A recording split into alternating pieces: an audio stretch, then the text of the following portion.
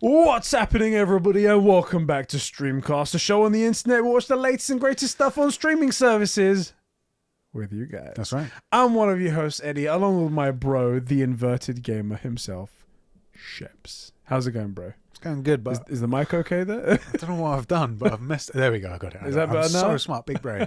Big brain. How's it going, man? Bruv, it's going good. I'm excited to talk about more Moon Knight. Yeah, me too. Interesting character, this guy. I'm liking what I'm seeing, but not a lot super happens in all of these episodes. Normally, for any of the WandaVision Loki stuff, I'd have one or two double side things. This is not a lot's happening. We're learning a bunch and experiencing a lot, but not a lot is actually happening, which is fine, but it's just different. We're not used to it. Yeah. I like Moon Knight so far, like the transition especially, and how he's super strong when he is Moon Knight, but then he isn't when he's not. I'm loving the difference between Mark and Stephen, and Oscar Isaac's playing it so well. Yeah, and how it's shot as well, it's really cool. Can I just say, I do not get this beef with the accent. Everybody's complaining about the fake accent and how is he supposed to be South African? Like, what are you talking about? 100%. As guys that live in the area, his accent's pretty good. Yeah. And I mean, like, if this was my first time seeing Oscar Isaac, a lot of people thought Tom Holland was American. Oh yeah, a lot of people did. Right. Yeah. I could believe if this was your first time seeing it that you'd go, oh yeah, it was obviously a London actor who does an American accent. Yeah. Because his accent, we're from the area. Yeah. It sounds pretty good to me. I don't hear. Maybe these people just don't know South Africans or Australians because it doesn't sound anything like those. Nothing like that. Go watch District 9 and then compare. Come on. Exactly. Didn't fucking prawn. Do you want to? And then in the interview, it's like, why do you call them prawns? It's like, well, they look like fucking prawns, don't they? Yeah, prawns. That's Irish. not the accent. Really weird, right there. I can't do accents that well. Do you want to hear something interesting? Yeah. So I happened to stumble on a YouTube video of Oscar Isaac interviewing for Moon Knight and talking about it. How much of this TV show so far do you think has been shot in England? I mean, I would have guessed. Do you know what? It's hard to say. I bet it's either literally all of it or surprisingly little, because I did mention this. I said his flat doesn't feel very English. A lot of the streets don't feel very English. Except we do see that. I thought they did quite English. So the bits Depends. we didn't see. Yeah, I see what you mean. There you go. But yeah. I don't know. I genuinely don't know. None of it. Really? So this is the interesting thing. I was like, when I saw the bus and the road that he goes down to catch the bus, I was like, that was pretty good. But you can put other places like that. Yeah. But however, they nailed it looking like England. Yeah. And I was like, maybe they just shot down this one alleyway for this one scene. You can do that. That's fine. And then you shot this one road or whatever. And then you got one bus and it's fine. You can do that. But apparently none of it was shot in the UK. And I was like, do you know what's really interesting? Whoa. Is because for films like... That's like Americans making tea correctly for the first time. You're like, whoa. It's weird. First of all, they never make it. No. Get it in the microwave. No, you've already gone wrong. Milk first. What? Funnily... A lot of movies are shot way more in England than anybody realizes. Any major blockbuster you've seen, probably a majority of it was filmed near us. It's often in it's Pinewood and stuff that's 20-minute, half an hour drive from us. Yeah. Most of it is filmed there. A bunch of it is filmed there. So it's really interesting. Now, this is set in London, and also because one of the reasons they film here is there's huge tax cuts for films here. Yeah. So why wouldn't you do it here? That's so interesting. It's so weird. So crazy, isn't it? I was shocked by that. I thought at least some of it would be. I don't expect all of it to be. I'm not under no illusion that they went. But if you're going to go show the Natural History Museum or something, they're in Egypt in one of the scenes at the end. It's like they went to Egypt themselves. No, I'm sure they didn't do that. They might have gone to some desert place that maybe had better facilities nearby. Whatever, that's cool. But I just want to address one thing. I'm sure somebody's noticed. My laptop isn't open. It's not even plugged in because we have tech issues and all my notes are on paper, but I do feel weird not having it on my lap. Yeah. So this is here as a safety, a comfort laptop. The comments might even be hit and miss because internet's so dodgy on my phone compared to the Wi-Fi we have. we may not be able to do comments. We'll We'll see when we get there, innit? Diogo even apparently he told me he left the correcting conversations on the last episode of Streamcast, and I was like, "How dare you? That's not where we do it." But I'll read it anyway. But now I can't do that. So I guess we got nothing wrong. No comments this week anyway, and no corrections because we're so freaking smart. Exactly. Feel free to check out some of our stuff over on the Conversation channel. Before we get into this episode, That's though, right. we have a special group of people to thank. Some incredible people who support us over at patreon.com/conversations. Thank you for the dab. Diogo Dildo, Isak the Ultimate Gumsock, Sabine from Smallville, the Star Wars Encyclopedia, Adam Stanley, Jeremy Renner, that's right, an official Avenger, Super Sus Ben Fryer, the Filthy FIFA Fanatic Joe McCormack, Clark the 53rd, My Juicy Left Nut, the Super Sexy Producer Sean, Jack Nicholas, that is his legal name by the way. It's his legal name. Legal name, he's just changing everything like that, just in case you was wondering. And Kevin, the number one simp.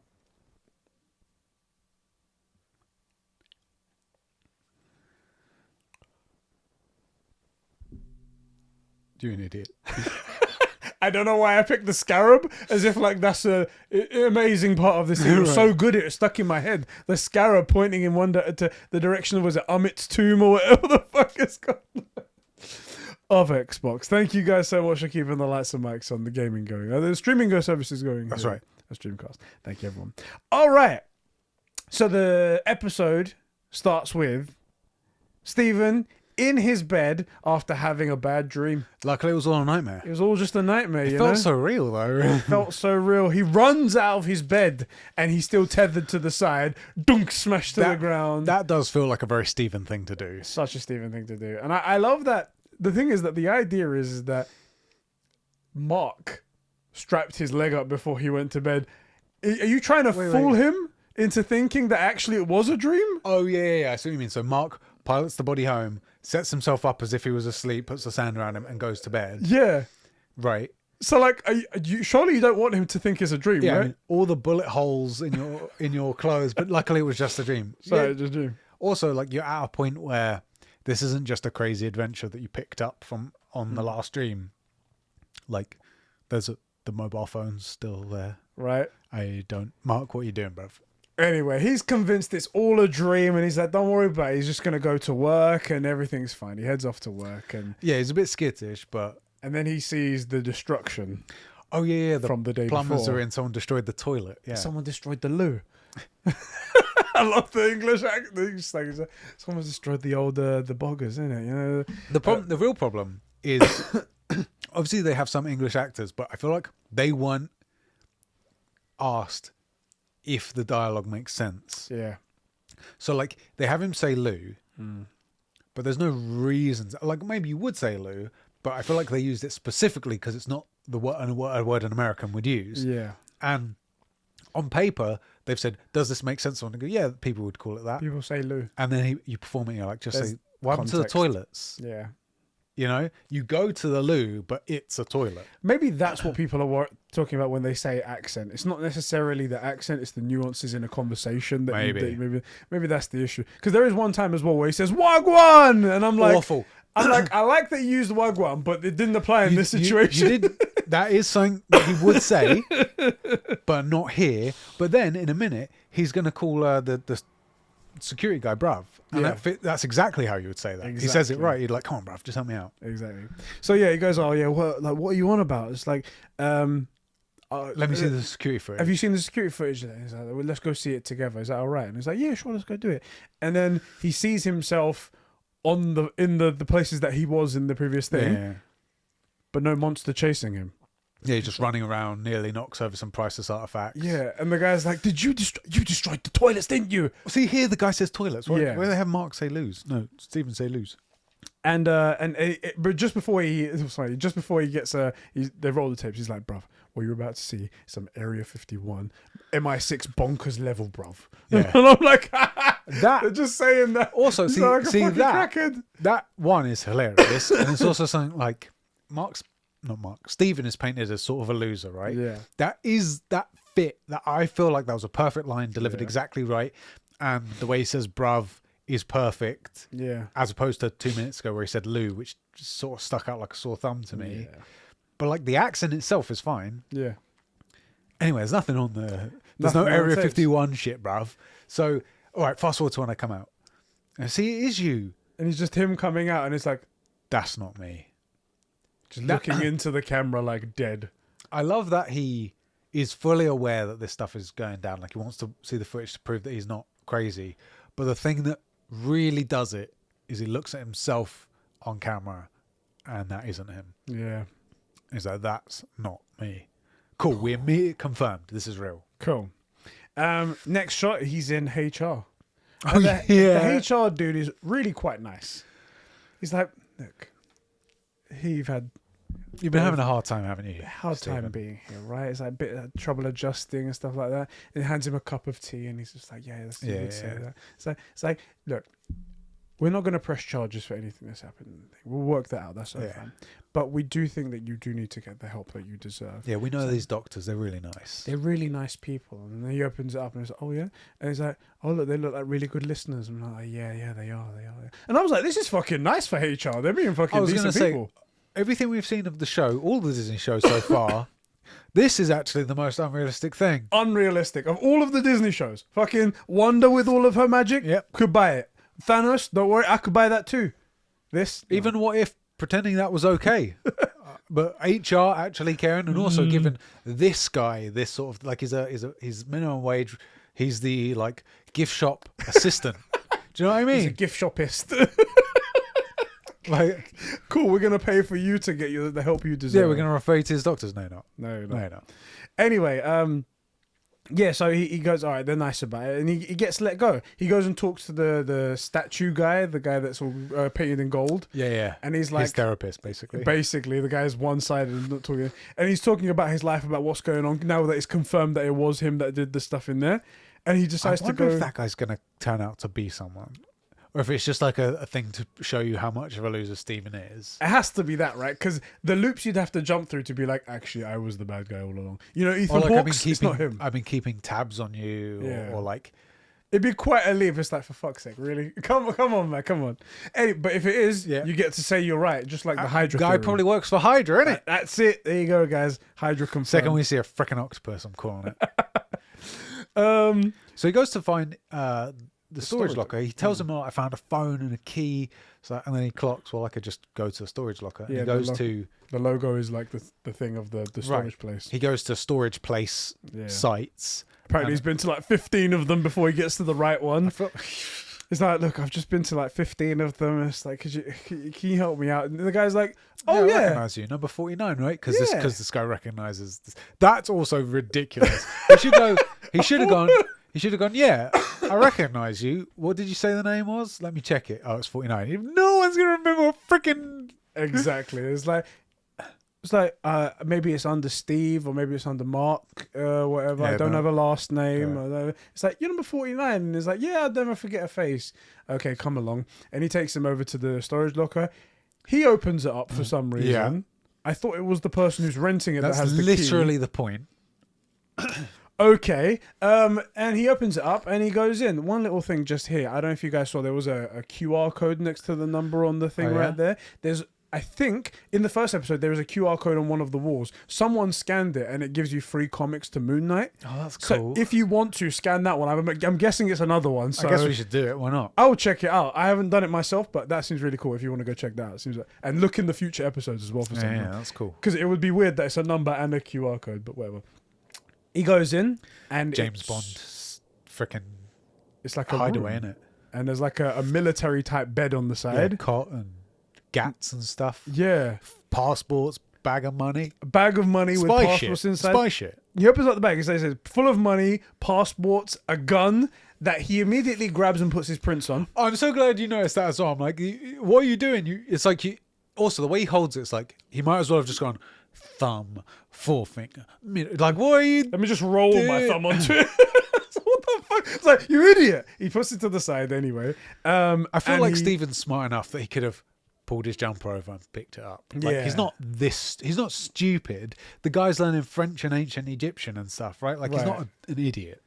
And he pulls out the passport and he looks inside. It says Mark. Mark Spector. It's a bit on the nose, isn't it, Spectre? Just saying, that's a super spy name right there. He clearly picked it himself. Obviously, it's innit? not a real thing. I'm going to be Mark Shadowstorm. I'm gonna be Mark White Falcon. Kevin Winter Fury. And he looks further deeper and he finds the scarab. Yeah. The scarab that he was holding onto in the previous episode. Anyway, he's looking through stuff, and then guess who shows up?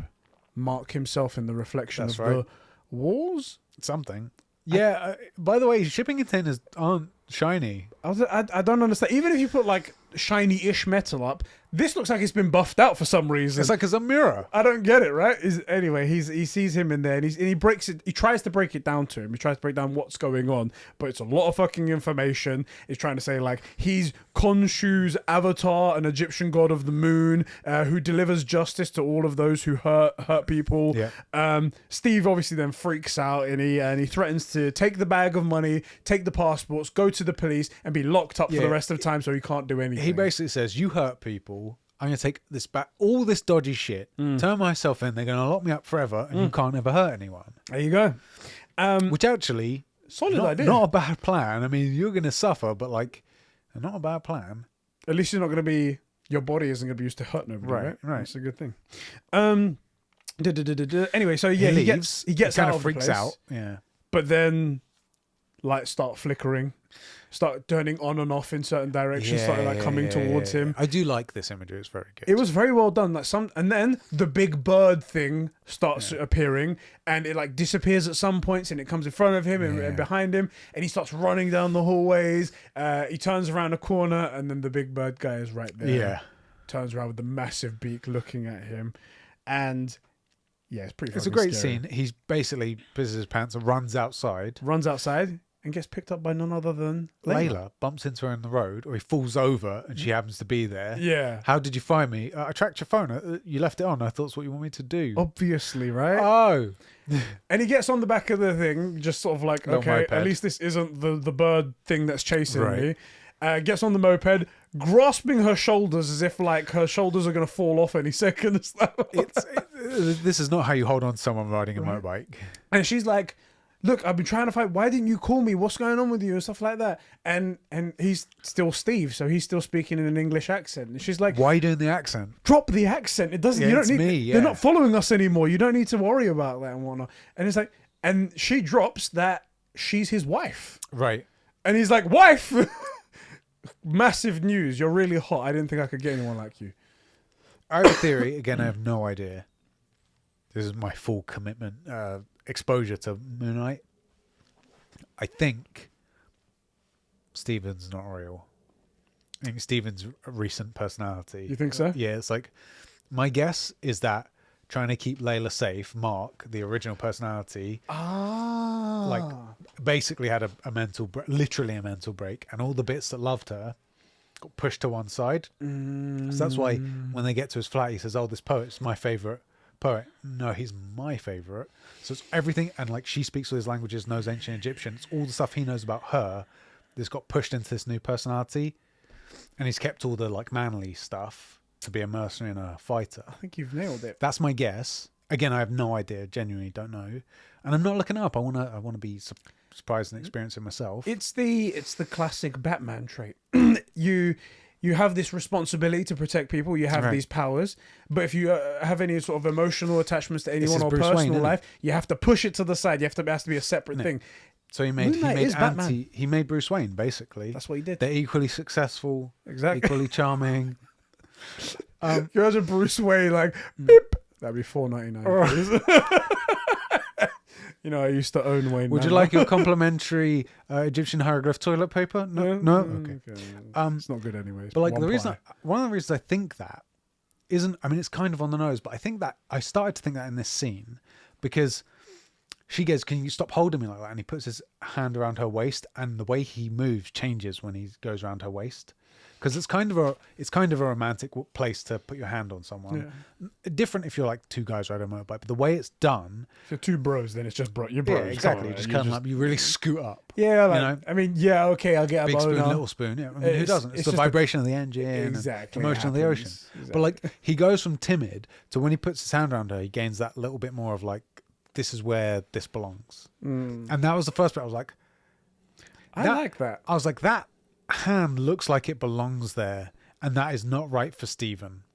So I don't think. And then we learn what we learn in the apartment, and I'm like, I think Stephen's also, because think about it, Stephen's calling his mum. Mark, we've never heard from mum. We don't seem to have any communication back towards Stephen. Mark doesn't speak to his mum. Yeah. Like he's just calling a number who thinks his mum. You know, it's just. I like this. I think that's right. It fits my guess, fits perfectly. In there. Also, obviously, Hydra's the bad guy. Hydra obviously is going to come in and he's going to swoop. If Ahmet has a freaking octopus head, called it, son. Yeah. So he goes back to his flat, and then she's like, he admits that this is his mum's flat, just to make him seem like he's more of a loser. Which again, I don't think it is. I think it's Mark's, and that's. Do you know what I mean? The personality exists, so it must have history. So what is the history? How does it make sense? He's putting that backstory, right? And that's why she's like, so you guys are talking again, Exactly. because it doesn't make sense to her, but she's obviously not in the situation to try and make it. But at least she's not dead. At least what we think. True. There we go. Because I assume Layla knows that she's alive, but just not talking. Well, if they made up, Yeah. you know. And They go through a couple of these things that build my point. Where she picks up this poetry book. Yep. And he goes, "Oh, it's my favorite poet." No, it's my favorite poet. Yeah. And then he quotes stuff in. I guess it's a French book, so quotes stuff in French, which I presume Mark doesn't know. Which that's also interesting. Yeah. So he says something in French, and she's like, "Well, you're learning French? What the frick?" Because obviously the bit that loves her of Mark knows she likes French.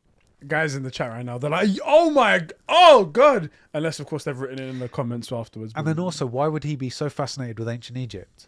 Well, what is she an expert on? Ancient Egypt. Yeah. And also, why is she so surprised that he's learning hieroglyphics? Because something Mark wouldn't do or doesn't have the time to do, but this guy who his whole world is actually Layla, which doesn't exist anymore because he doesn't know she exists. There's this hole to fill. Yeah. So he fills it with all the stuff that reminds him of her. That's my guess. I think you've nailed the big thing. For once you can say Called it! #Sheps was right. For once you can say that. Okay. What's Anyway, the next cops bit? arrive. Oh wait, one sec. Before while they're talking, she says like, "Oh, you sent me these things to sign, so you didn't sign them as well. So let's talk about that." And he opens it up, and it's divorce papers. And then what does he say? "I'd never divorce you." With also, does that sound like Stephen when he says that? Is that not the most certain thing we've ever heard Stephen say? Obviously, he's a cuck, right? He's never been with a girl. We get it, but like, I would never divorce you. That's the thing. Thank God you've opened my mind to that, because I was like, okay, there's definitely something else going on over here. But I like your theory a lot. I like it a lot. He finds out all in the span of an hour that he has a wife and that he's getting divorced from her. Oh yeah, they're like, what a Stephen thing! You have a wife and you're getting divorced, and you're the idiot that wanted it. So Stephen.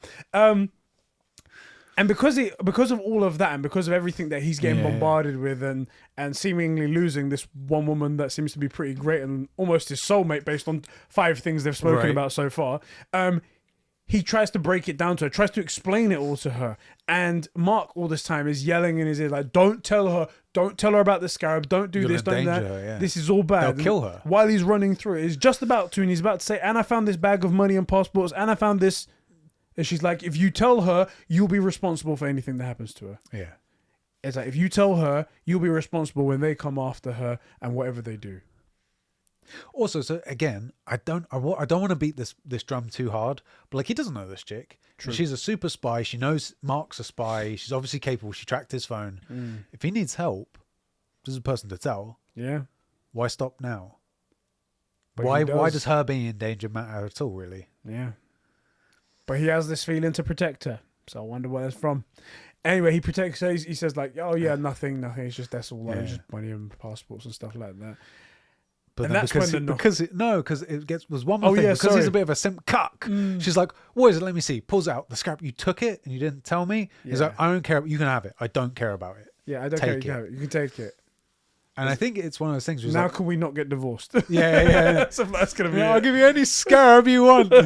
I'll go buy you a tank of scarabs. There's a pet shop down the road. They don't like me very much. But... He does say that, doesn't he? Anyway, Yeah, and at that point, then there's a knocking at the door. Yeah. And apparently they're police. DCI, Yeah. whatever the fuck, another DCI, whatever the fuck. Yeah. And he's like, and he's just so timid. He's like, hello? Is that you, Mark? So are you Stephen? And he's like, maybe, yeah, I could be. I mean, yes, I am. I'm Stephen. Yes. Do you mind if we cut? And that boom, the guy just walks in. Yeah. Do you mind if we come in? At that point, definitely not cops. Yeah, I was like, I know cops are rude bastards sometimes, and they want to be in when they want to do something. But this ain't cops. This ain't cops like right if you deal with cops, you will know one of two things. Yeah. Either they have a warrant and they just come in. Yeah. Or they don't have a warrant, and like vampires, they need you to invite them in. Exactly. Which point you need to be suspicious, okay? Which is why also you don't open the door, because if they see something sus behind you, that's probable cause and they can come in. So you just speak through the door. Hi, how can I help you? Because frick them. So they all work for the bad guy. How do you not know this? Come on, wake up. They all so the two police officers go through his apartment, like looking around and stuff like that. One guy picks up clearly a gift shop item of it's a pyramid. There's like, what, did you think that was a real pyramid? Have you watched any movie? These pyramids are buildings, mate. What the fuck are you doing? I'll be honest, when he does that, I thought I was completely wrong and these are real cops. Because I'm like, he picked up a paperweight of a pyramid. This guy has books on ancient Egypt, is learning ancient Egyptian, works at the odds are far more likely that he's stolen a priceless artifact and he's storing it in his mother's loft. Clearly. Anyway, but they find the bag full of money and passports. Oh, Mark Spector. It's like, that's not me. It's like, looks an awful lot like you. I mean, it's literally you, and that's illegal if it isn't you. Yeah. And this bag of money is a lot of cash for a gift shop. So you weasel yourself out of this one anyway. So he cuffs him, and they throw him in the car and they drive him away. Now, I will say again, this is where I realised that these guys definitely weren't cops, for sure. Yeah. Or at least were sus. Is that on the ride, because they're supposed to not know who he is, just went to speak to him, right? Yeah. They look up Mark Spector and see that Mark's wanted for some dark stuff. Apparently he's killed a bunch of people in Egypt at an archaeological dig site. Right. It's like, oh, look what we've got here. And they say it nonchalantly. That's the thing, innit? Oh, looks like Mark Spector's killed a lot of people in Egypt. Oh, yeah. Isn't that right? If you're Constable. First of all, cops in the UK aren't used to that kind of action. Right? Yeah. In general. So, you stole cops anywhere aren't used to that kind of like professional action. Oh, you stole a bag of Skittles in 2011. Right. Oh, right. And then if you're a real cop, you're going, this guy's wanted for multiple murders and international crimes and all that money, fake passport, murdered all these people. Wait till we get him in lockup before we bring your show. One, there's no cage between us. Just back seat. And two, why did he let us take him in? Suspicious much? Right. Also, did he? Oh, he put the gat to the side, didn't he? Yeah. I was going to say, like, you got the gun there. Anyway, it just, if I was a real police officer, I'd be like, that's a bit sus, isn't it? Well, these guys, luckily they're not police officers. In detective work, we call this a clue. They're just geniuses. That's what they are.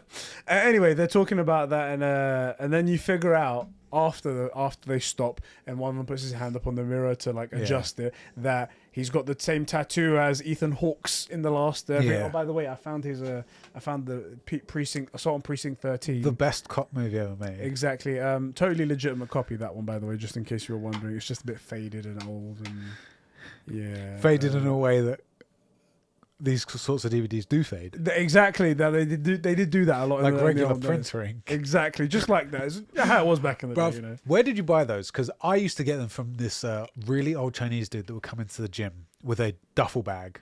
I would only buy my DVDs from a respected retailer. Yeah, where did you find that retailer? Woolworths was my choice. My guy would come into the gym. It's so ridiculous. And he'd pile them up on one of the benches, and we'd all circle around and see what he had. I love it. He's taking up a bench when people are walking. Yeah. But everybody would stop and be like, "Oh, DVD guy is here." We'd all come over. Half of them never worked. We always buy proper legitimate. Or, yeah, movies, just so you guys know. Please support the official release. That was a bit. So yeah, he puts up his arm and you can see the tattoo, the same tattoo of the scales is on there, so you know immediately that actually these guys weren't cops. In case all of the other evidence wasn't enough, they leave him in the car for a minute. Leave him in the car to stew a little bit, and he has a conversation with Mark about how he's killed people and stuff like that, and he's like, no, it's not what you think it is and whatnot. And like in all situations, it probably isn't how you think it is, but it's almost certainly not in it. Exactly, but based on what you've seen so far, this is all he can think. And the guy obviously freaks out, and he's like, "You're never gonna be in control of me. I'm never letting you have my body. I'm never letting you come out. And do you hear me?" And Ethan Hawke's character on the thing is comes out and says, "I hear you loud and clear." Yeah, on a walkie-talkie that was left in the car. I hear you loud and clear. And then he opens up the door and he drops out. And he comes up and he's like, "Oh, why don't we take these handcuffs off of my friend here? Let's take these handcuffs off." Yeah, it turns out that they left him in the car with the walkie-talkie to sort of see what was going on because they suspected something was up. Yeah. The minute he told him his real name. Yeah. Yeah, and things weren't lining up with the Mark that they know anyway. Right. The person and also there's that line in the first episode with there's chaos in you. Yes. You know? And he works out as well. He says it's like, so look, I can see now why there's so much chaos in you. Yeah. There's so much conflict. It must be terrible and whatnot. And he has a word with him. He's like, so like, can you see him now? Can you see the Khonshu now? And he's up in like one on top of the buildings, and there's like wind being blown at that time. He's like, don't worry. That's all he can do. Without you, it's all he can do. Don't worry about it. And he goes, let's take a walk. And he starts showing him what looks like a community that he's built. Yeah. It's like, look, there's fresh fruit being grown. It's too nice. Too nice. He goes up to one of these guys he looks like he could be a fucking weightlifter, and he's like, Jim, he's got such a green thumb, this guy. Also, he goes, oh, you should try the food. It's all free, by the way. You're vegan, right? Of course there's a vegan option. Of course there's a vegan option. It's like, immediately know this guy's from the devil. That's it. I was saying that he confesses... he confesses that he's vegan. Confesses that he's a vegan as well. And I was like, that's how you know you can't trust him. Can't trust a vegan, okay? I'm just going to say... vegan too. This is London.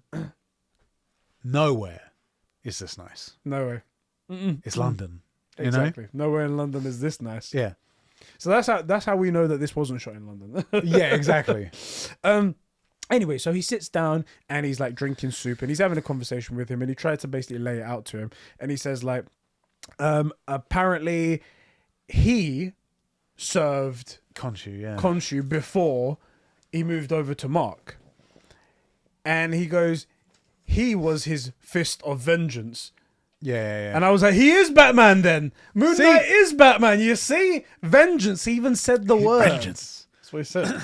He said I was his vengeance. He goes, apparently Hawks said that to trust Amit because he punishes people before they harm them, whereas this Khonshu only does it afterwards once people have committed the crime. There's a couple of sus points here. So one, he's trying to paint Khonshu in this weird light. Yes. But it's because he worked for the guy. Yes. And the way Khonshu handles his shit that makes you think that although he might not be right about Ahmet, he might not be wrong about Khonshu. Like, we don't know this guy. Also, he seems like a cunt. Yeah. So Khonshu does not seem to handle... Based on the things that we see in this episode, it seems like he's just another one of those prick gods. Yeah. Where it's like, I have all of this power and I'm going to make you guys do what I want for whatever will I want. Right. However, it does seem like there's one moral part to this where he's like, Khonshu only takes care of business after people have committed a crime. Well, it's Ethan Hawke's, I've seen Minority Report. Exactly. You know? We see how that in fact, goes down. Wasn't he in that? Was he in that? No, maybe not. No, he wasn't. He wasn't. It was Colin Farrell in that one.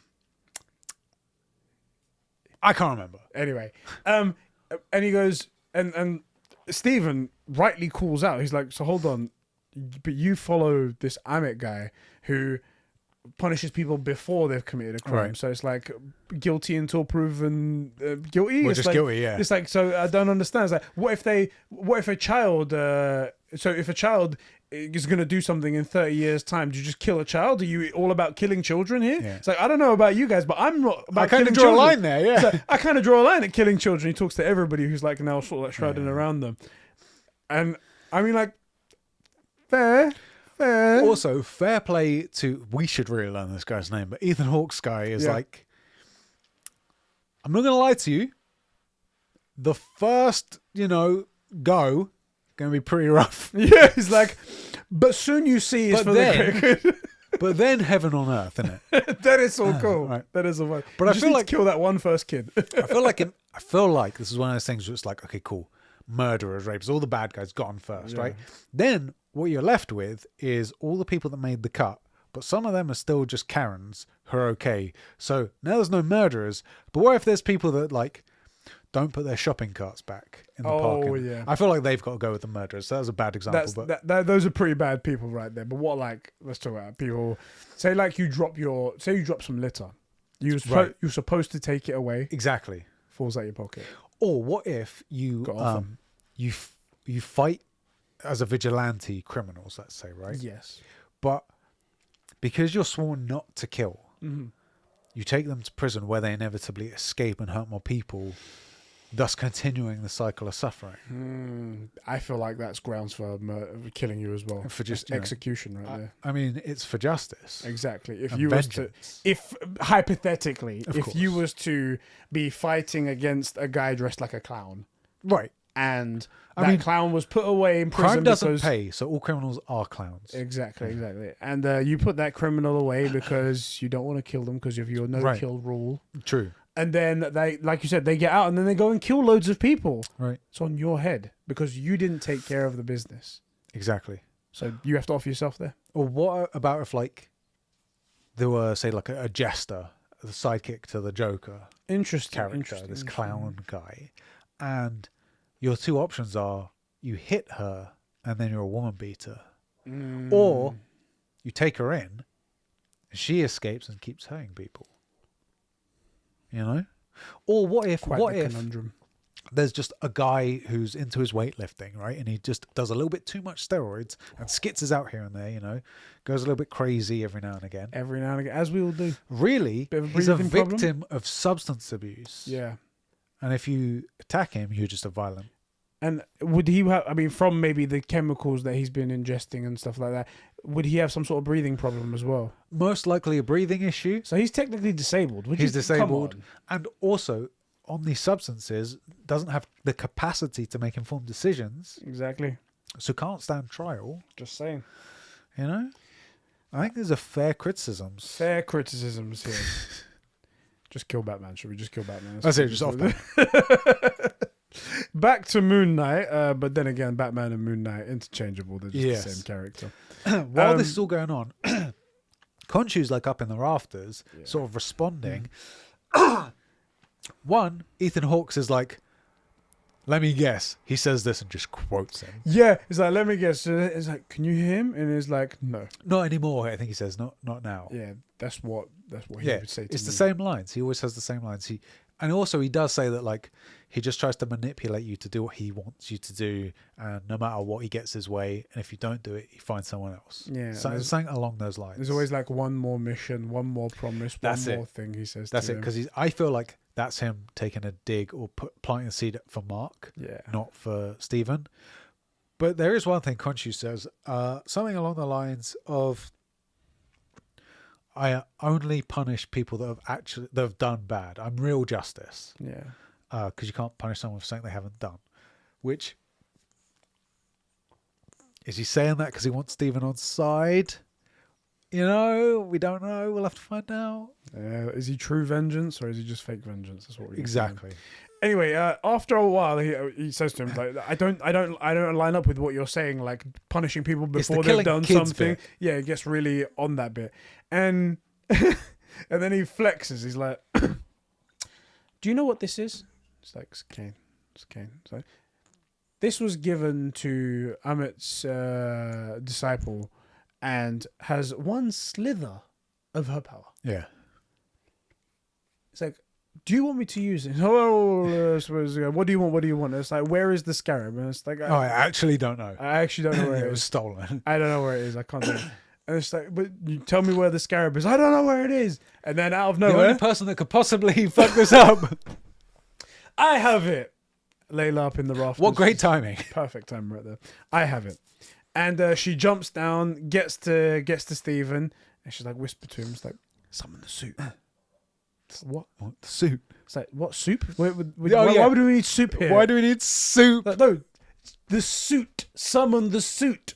And they I will start say running away. She does mention the suit on the moped as well. This isn't the first time we've heard her talk about the suit, but it's at that point she's barreling a list of stuff that he doesn't understand, so it gets sort of missed. Yeah. They start running. They obviously start shooting, and Ethan Hawke's drops to the ground with his cane, very much like in Guardians of the Galaxy's the Destroyer. What's his name? Oh, if I can forget his name. I can't remember. The blue guy.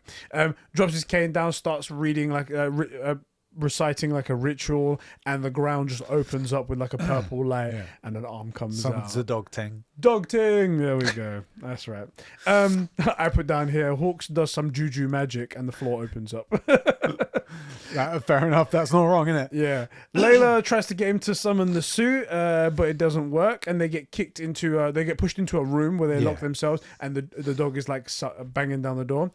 She tries really hard to get him to see sense, and even one time stops calling him Mark and starts calling him Steven. I feel like at that point she realizes this is whatever's going on. I'm not talking to Mark. Yeah. Mark's not home for whatever reason, whether it's a head injury or what, but Mark's not home. And he's like, I can't, I just can't, I'm sorry. And he's like, okay, don't worry, we'll figure out another way. And they don't figure out in time. The dog opens that damn door and kicks Steven out of the window. Importantly, Layla can't see it. Yes. Just like the security cameras, no one can see it. No one else can see this dog. It's just, summon the suit. The suit. The Boof, suit. bang, bop, bop, suit, slap. Yeah. And then at the last minute, drops to the ground, superhero landing in a white suit. I gotta say, it looks pretty dapper. And then it drops to the side and falls down. I think this suit was amazing. It looks great. Also, like, say what you want for Steven, Gloves but and a mask. It's like, yeah. also, importantly, a lot of guys, like the young guys, don't get this. It's a 3-piece. Oh, yeah. Very important. He's got the waistcoat, which brings the whole ensemble together. There's the like on the collars and on the tie, he's got the symbols. But otherwise, it's like a white suit. Yeah. And then I actually really enjoyed white on white. it looks good. It was really good, and especially later as well when he takes off the top part of the jacket, takes off the jacket part. Yeah. He rolls up his sleeves, but he's still got the gloves on, so it's like, yeah, I can see some muscular If only forearm. he had in there. reloaded his forearm. That's what he needed to do right there. One of the things that I like is in this pause, Mark's like, "What are you doing?" He's like, I called the suit. Yeah, the ancient suit of armor from the temple's ancient rites of servitude. I was like, I don't know, you said a suit. That was what I thought of. Which, in fairness to Steven, when he thinks suit, he thinks suit. Yeah. This thing looks good. The mask looks like trash though, which is funny to me. I liked it. Well, no, but I think like it looks good, but it doesn't look like the regular mask. It looks like fabric. It's just like, It looks like fabric. It's got one massive tear Yeah. down the, not tear, but like a seam down the middle, stitch like there. Yeah. because he doesn't know it. Yeah. And it's something that covers his face because that's what the suit does. But I did love that the suit comes in as Steven's version of the suit. That's just very cool. What this is interesting though is that I think it confirms that it's not two different people or like a person living inside another person. Not in the sense of like it's actually a completely different person. Yeah, that Mark's a living in different their- soul that got pushed into this body. Exactly, or something. Right. because he can summon the suit, which means that he has the power as Right. well. So that's an interesting little bit of information we've got there. I agree with you, by the way. I fully agree with you. Yeah. So he gets kicked out of there, and he turns into. He's got his nice suit on, and then Layla comes down to fight. Also, this invisible dog. He's fighting in the middle of the street. He's getting his ass kicked Yeah. in the middle of the street. Up the fucking car like that, but it's very well done. I was like, wow, this is It was actually getting pretty beaten up by something. She goes to bottle it, Yeah, and but the liquid sticks on its face, so which is cool because that means it is real. This Yeah. is here. This isn't some weird. It's like while it's magic, it's not magic in the sense that only he can interact with it. Right. It's just invisible. Yes, That's what it right, is. Right. And anyway, he gets one hit into him. He gives him a one right hook, knocks the dog flying across the It's road. a good punch as well. Good punch, and he's like, "Yeah, you pug ugly coyote, you. Oh, You're God, in my this was the- hands now." Nah, so the worst thing is, Wagwan. that's the thing is, that thing of, if he'd have just gone, yeah, you're in my hands now, that would have made sense. Yeah. It's all that extra. Don't forget Stephen's British stuff. By the way, I'm British. Bollocks to you, mate. I'm going to go to the bog You've after this. interrupted my pub time. Fuck this. Oh, it's so We're going heavy-handed. to Mickey D's. The worst thing is if they didn't do it, if they'd have just gone, yeah, you're in my hands now, that would have fit really well. Yeah. It would have made a lot of sense. Would have glossed over though. I really feel like what these guys should have done is sit down and watch Attack the Block a couple of times. Oh yeah, You know? yeah. That'd have been perfect. That would have got it just right. And then at one point, like, he's getting his ass handed to him. There's a lot of people around here. He manages to knock him back one time, but Mark convinces him. He's like, "Look, there's a lot of people around. They're here. going to get hurt. You need someone who can take control of the situation. Let me take control, and I'll handle it." He does as well. Like, there's a bit of a peace offering. He says, like, that was a really good punch back there. Like, Yeah. legit, that was really good. But there's too many people around, man. Like this, you'll probably. I think the idea is like, look, you've probably got it, but not before these other people get hurt. Let me take over. Let me get this done. Yeah. And get us to safety, because yeah, you'll probably kill it, but like someone's gonna get really hurt because you don't have the experience and the skill and stuff, right? Yeah. That's the basic gist, and that's what that appeal I think is what gets him. He's like, all right, What's really bad though is that at this moment he's like, "All right, you can, for a bit." that hurts.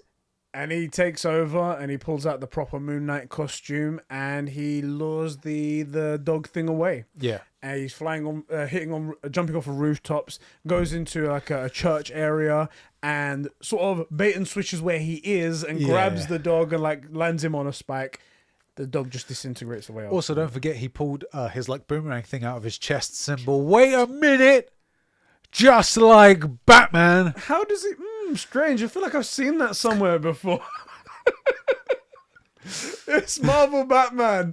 It's Marvel Batman. Don't even, at the end of the day, it's good. You know, Marvel it's was very doing on this. the nose, but it's also a very cool thing. Like you don't have exclusive rights to cool stuff. The problem is that no other hero ever does that. That's and it's true. just the one hero that has a few other similarities to Batman Yeah. that they had to do it for that I know, one. I know. It's on the nose a bit, isn't it? Oh god. The funny thing is we haven't seen what other Batman has done that. Like Bale's Batman didn't do that. Nope. Ben Affleck's Batman Nope. did that. It just happens to be the last Batman The that we've most seen. recent one that was month made before. while this was also being made. So fucking funny.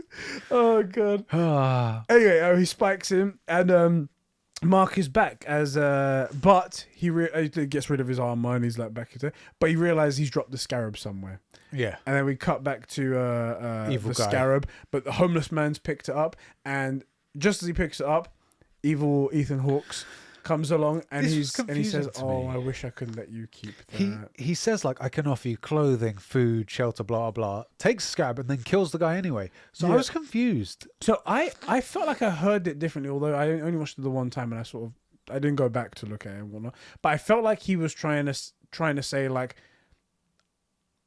something like, I could have helped you, but because you've seen this, I can't help you. See, that's how I took it to be. But I thought he says He does say I can't something let you. like that. I thought he said I can't. Unfortunately, I can't let you keep that.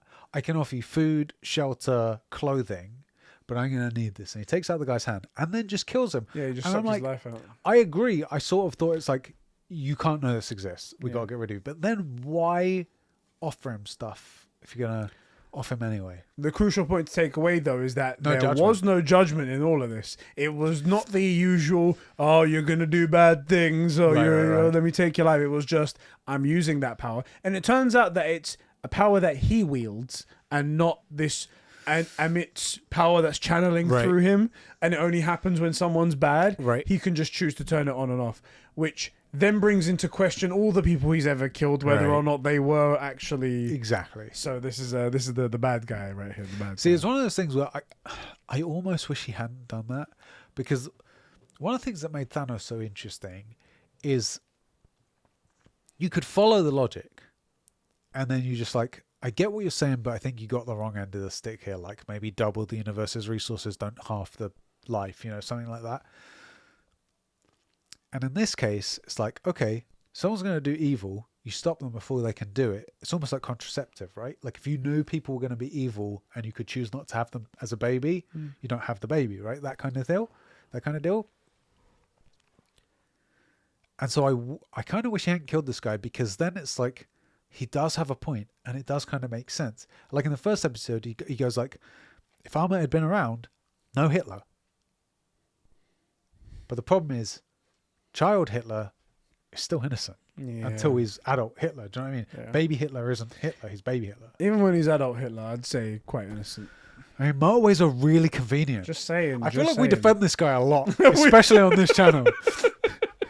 It just happened that Hitler came up over here. We don't talk about Hitler normally. Anyway. Anyway, I think it would have been good for Ethan Hawke's character to be one of those guys who are like, man, he really makes some good points. I just don't agree. Yeah. But I guess instead, because it's a kind of small time villain, we're like, we can't have those. He's kind of big. See, this is one of the things that bugs me about Marvel, right? There are a lot of heroes that are well above Avengers levels, and a lot of Avengers that are well below these. Like you take the Defenders, right? So like Jessica Jones, stronger than half of the Avengers. Luke Cage, invulnerable.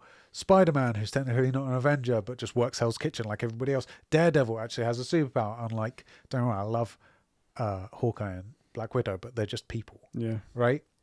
Ethan Hawke's character, easily more powerful than half of those guys. Iron Fist is easily Avengers level. Easily Avengers level. Moon Knight, better than freaking Batman. Yeah.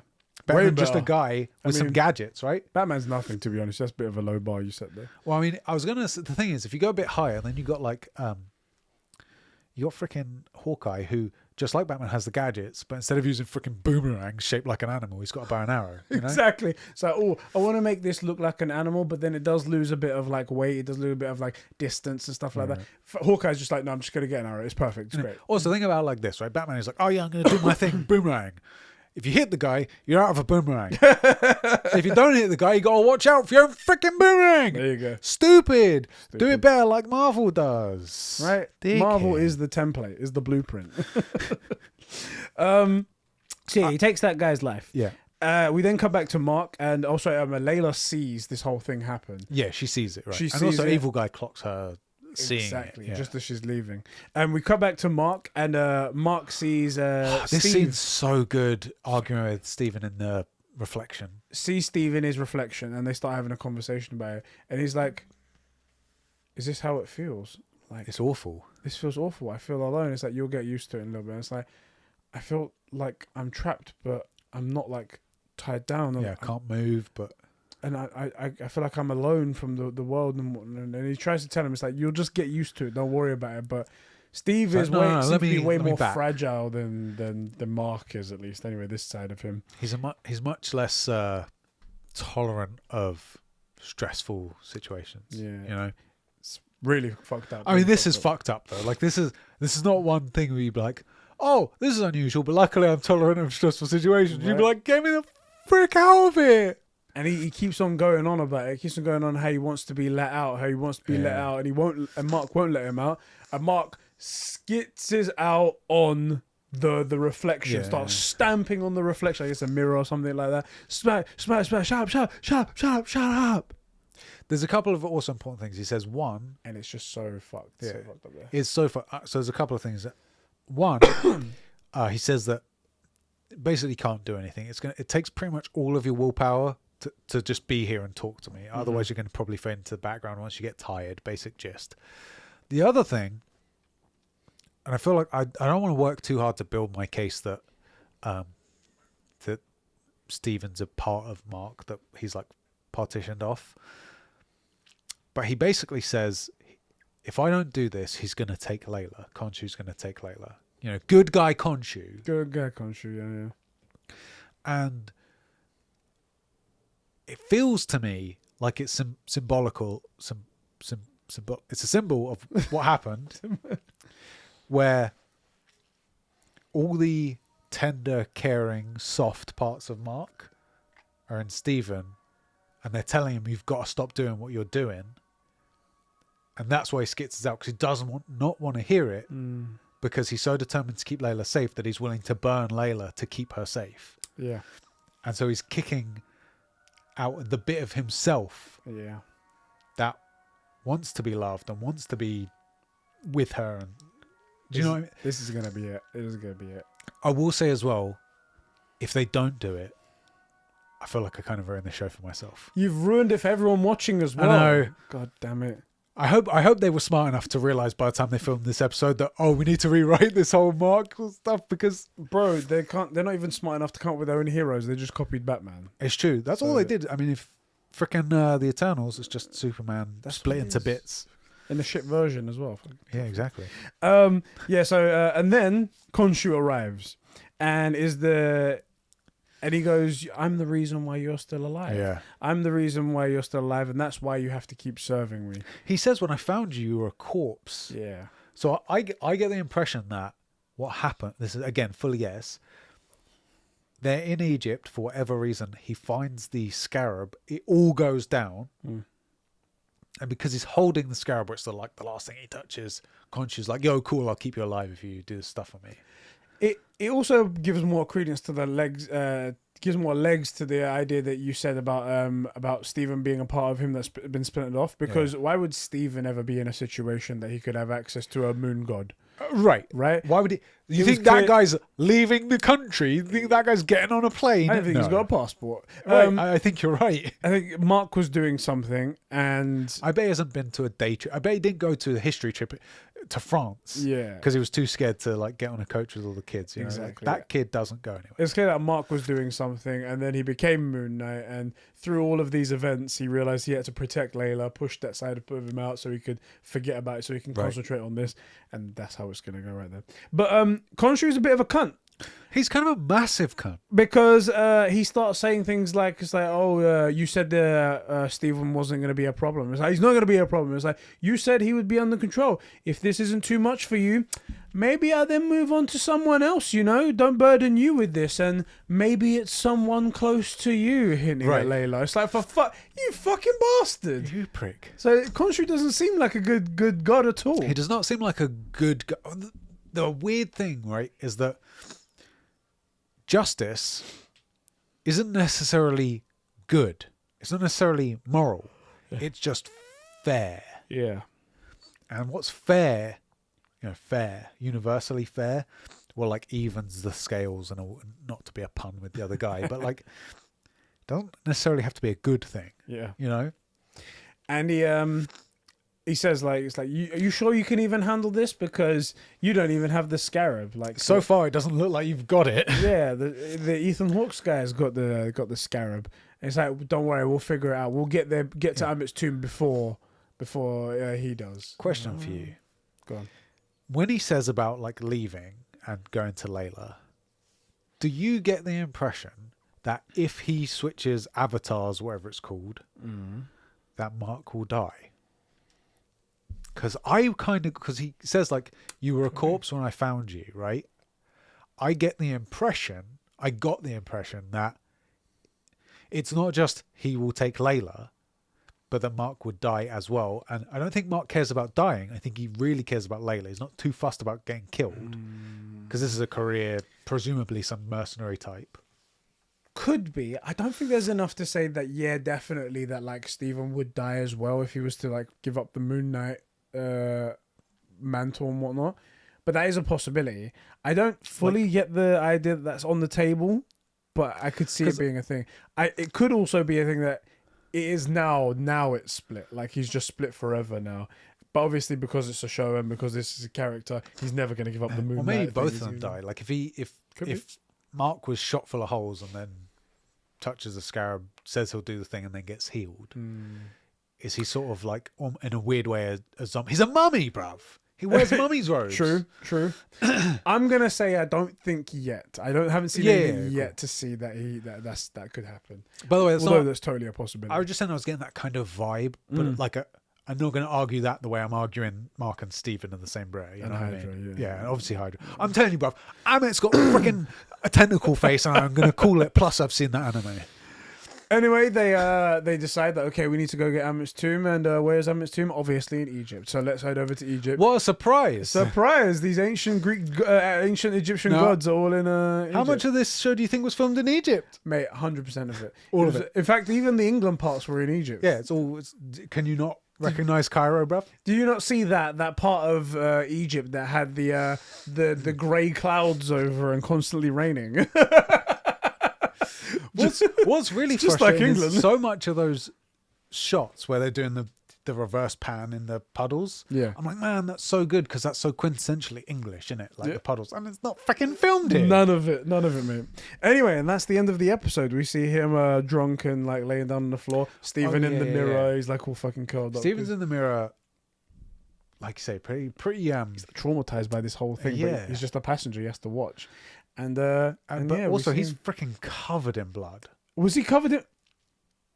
His hands, like he's I cut. completely missed that. Maybe I got it wrong, but I feel like when we see him again in Egypt, he's drinking to drown his sorrows because he doesn't really want to be doing this. I wish I could check it properly. The internet's so crap. Shit, you can't. Yeah. But man, if he was, that's amazing. Yeah, I think he's covered in blood because it looks like working for Khonshu gets you a little bit messy. Wet You know? work, as they say. Yes, exactly. All right. Let's. Do we have comments? I would love to read some, but I've managed to get them up in this whole episode and whatnot. So Alpha Aquila writes in first of all, and he says, "Very interesting to see Khonshu as an evil character with a possible ulterior motives. Great acting from Mark and great to distinguish between personas. It seems like Mark was born as Mark. He's got the sound born as Mark, and it'll be interesting to see why this person with multiple personas was chosen to be an avatar. Superhero landing. That's right. It's bad for your knees. I wouldn't have done it if I was you. terrible for your knees. Two costumes seem like they would be useful in different situations, and I hope we get Imagine to see turning that. up to a gala in that freaking suit. And I hope we get to see that he's saying Eiji Kovo Ops and Brutal. That would be so cool. That would be so cool. sick. Also, I gotta be honest, I'm not done looking at that sick 3-piece. Yeah. That was a very nice suit. I would like to see it again. Yeah. Kaha 56, the resident Ghostbuster, apparently. He writes in and he says, welcome back to Kaha 56, review of Moon Knight, written live as I watch it. Oh, God. I love how again, it's all in one sentence, so I could get this wrong again. I love how we can just hear the vengeance haunting in his sleep. Told you, bro, he's Batman. He's Batman. There's something wrong with him. First thought by his boss, put him in a mental asylum.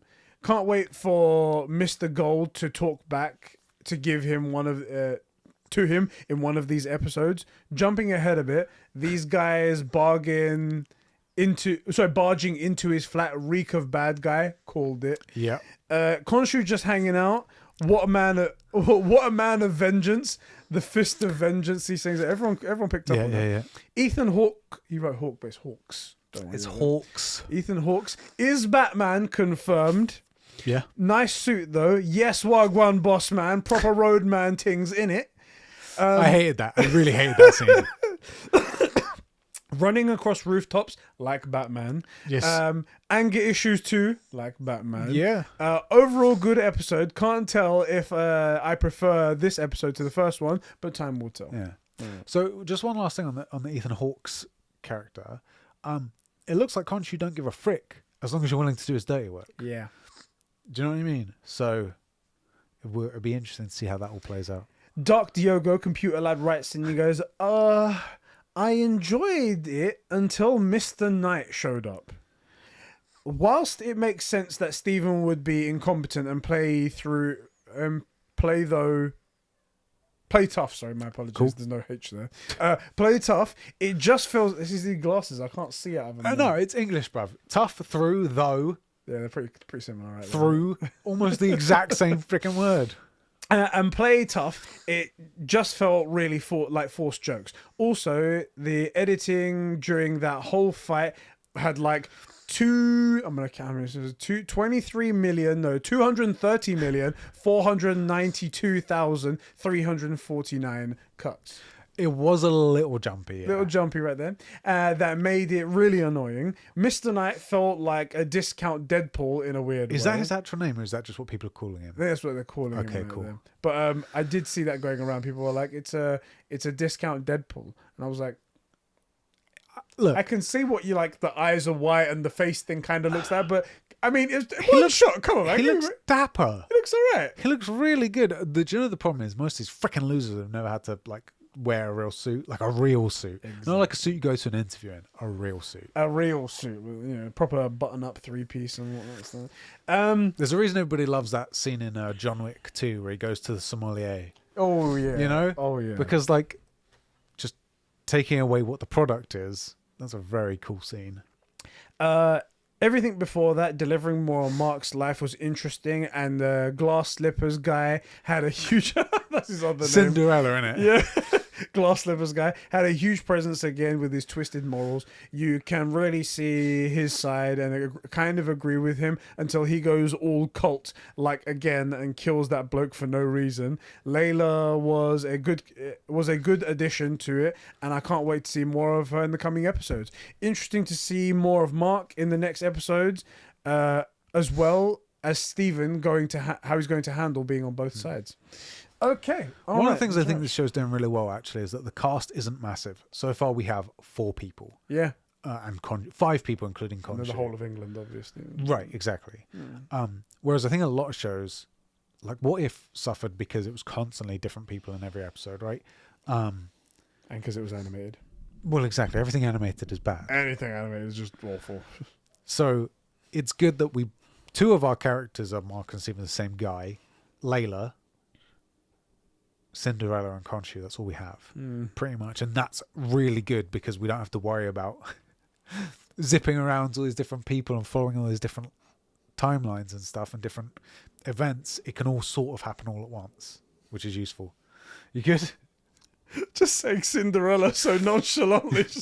And Cinderella. Dubbed, done, frick Ethan Hawks. Cinderella now. Cinderella. Tiernished writes in and he says, I liked it. I'm surprised that it's actually fun, but I guess we'll see at the end of the season if it's good or just another Disney Plus show. So is that glass dude just killing people and trying to bring back a god that's going to kill every criminal before they did the crime? Is this one of those moments where he just doesn't care about life because of the greater good, or is he just a freaking idiot? Love the mystery behind everything. I still can't believe we actually got to see Moon Knight moving in live action. It's pretty cool, right? Very cool indeed. Cryptic also writes in and he says, second best Marvel project of the month, absolute cinema. What was the first one? I can't think. Is there something else that happened that was Marvel recently? What did we miss? What was a show that we didn't watch? We didn't watch something, didn't we? There was something we skipped. We skipped Hawkeye, but we did something at the end of it, right? Yeah, we did a recap for Hawkeye, but in between Hawkeye and this, there was something. We didn't do Halo. That's what we didn't do. What was the second best Marvel project of the month? Cryptic, you have to write in and tell us what the first one was. That was weird. I can't think of it. I'm loving the vibes of this show, and I can't wait to see the surprise villain in episode 5, because that's what they do, right? They're just right. There's always a different villain. Yeah, Guess what? It was Agatha all along. Oh my god! Hydra, bro. I'm telling you, it's going to be freaking Red Skull. Don't see it surpassing peak fiction Morbius just yet, though. Hashtag sweep Morbius sweep. Sorry. Morbius is taking the world by storm. Oh, that's what it is. Morbius. Oh yeah, I deleted that from my memory. I'm sorry, that's it. How can we forget dumb. Morbius? The biggest Marvel blockbuster. Jared Leto's second best performance he's ever done. Yeah, as a superhero character. Just saying, man. Oh my god. I can't believe we actually forgot about that. That was totally unironic, by the way. Juice Ridder. He says, is it Juice Rider, perhaps? Probably. That makes more sense. Makes a bit more sense. If the show stays as good as it is now, I think it'll easily be the best MCU Phase 4 thing, or at the very least, the best show. I'm still not a huge fan or huge on Oscar Isaac's British accent, and it just doesn't usually come off as usually come off as very goofy. But other than that, I mostly like the tone and way it's filmed. In my opinion, it's got a perfect balance of feeling personal and serious whilst also having some classic MCU-isms. Yeah, I think Is that that's a word? It is now. It is now. The show feels like it's the best whenever Mark takes control, and I really like his action scenes. So I'm really hoping to see more of that in the next few episodes now that Mark has taken control. Two things actually, both about Stephen. One, I think the accent's fine. It's that what he's being asked to say is where it's tripping up, because it's not organic, whereas the accent's actually okay. And the second thing is, while I actually agree that Mark taking control is obviously the best bits, it's only because we were taken there by Stephen. So don't discount it. I really think, if I'm right about this whole relationship, I think the two of them together are gonna be what makes the show so good. So far, I'm really enjoying it, but I think it's not the best so far. I don't think it is the best either. It's not bad by any means. I think it's great. I think it's. I'm really enjoying myself, and because it's a character that I don't know. I'm Right. still like trying to find my footing with it. Yeah. Whereas the other ones, we all sort of knew what they were and things like that. Right. I think I'm still going to give it to WandaVision and Loki. WandaVision is my favorite. Loki's Yeah. also up there as well. I forgot there was one comment on Patreon that I couldn't open until now, and I just tried it again to see if the it would allow me, and it's opened up. It's Private Dingleberry who writes and he writes and he says, "Dude, by the way, this should have been first. I'm very sorry about that. Patrons get priority, everyone. Patrons get priority. Internet was messed up though. We could not open it. Yeah. I've been watching him try and refresh this page for a while. Private Dingleberry writes and he says, "Dude, I can't get over this show's camera work. This show has been such a treat for me. I've always been such a sucker for really cool shots or stills. Then you must love Zack Snyder's Justice League and Batman vs Superman, full of great shots." Anyway, the camera work has been amazing in this show. That's for sure. Has been. It's so well done here. When he lands on the ground and catches his crescent moon, and then looks down at the camera with a giant moon up in the sky behind him, I jizzed my pants immediately. That was cool. Beautiful imagery right there. I just want to think about that. Also, the way that they do scenes whenever Steve is having a full conversation with someone while Mark is taking over him entirely, just really highlights Oscar Isaac's performance. The scene at the end of him losing his shit a bit, bashing in the glass, was absolutely fantastic.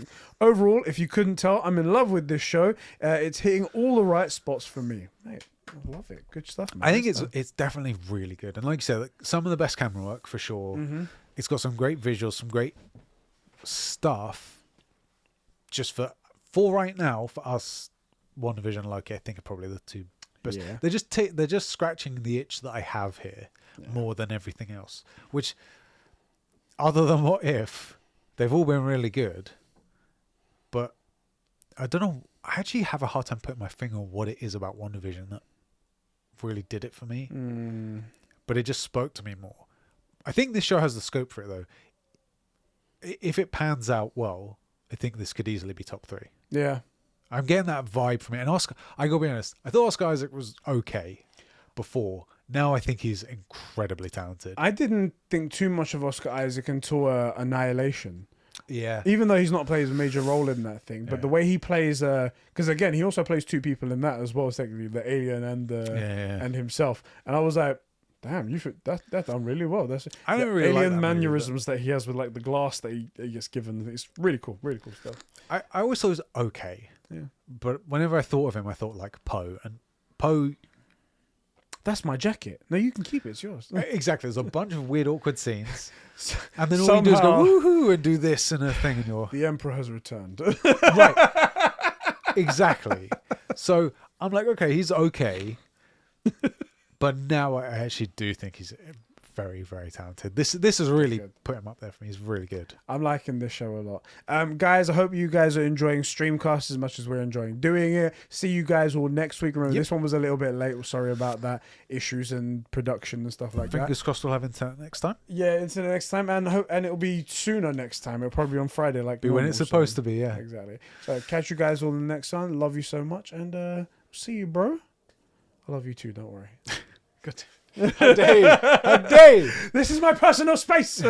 Personal space. I was trying to think of something Moon Knighty to say, but I couldn't think of anything. Oh, don't distract you with my hand. My goldfish. My goldfish.